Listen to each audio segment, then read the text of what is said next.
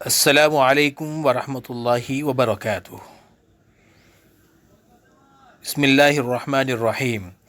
مچھلی ذبح نہیں کی جاتی پھر بھی حلال کیوں؟ مچھلی کو ذبح کیے بغیر حلال ہونے کی اسلامی بنیادیں درج ذیل ہیں، جنہیں 10 نکات میں بیان کیا گیا ہے۔ نمبر 1، قرآن کی تصریح۔ سورۃ المائدہ میں اللہ تعالیٰ نے سمندر کے شکار کو حلال قرار دیا ہے۔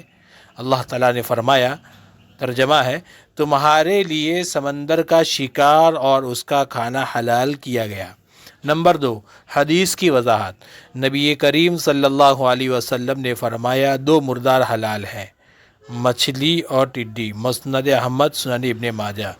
نمبر 3، پانی میں موت حلال بناتی ہے۔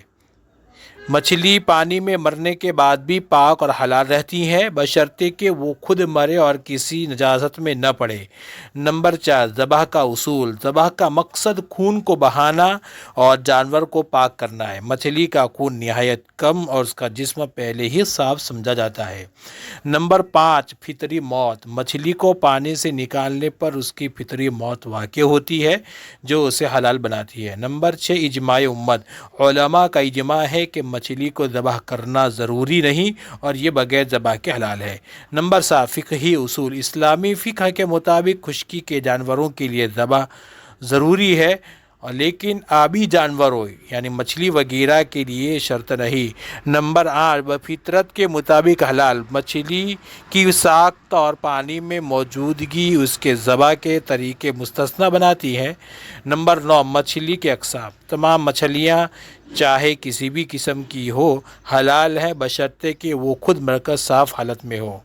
نمبر 10، سنت نبوی۔ نبی اکرم صلی اللہ علیہ وسلم کے زمانے میں صحابہ کرام رضوان اللہ تعالیٰ عنہم اجمعین نے مچھلیوں کو بغیر ذبح کے کھایا اور یہ عمل سنت سے ثابت ہے۔ یہ تمام نکات مچھلی کے بغیر ذبح کے حلال ہونے کی تشریح کرتے ہیں۔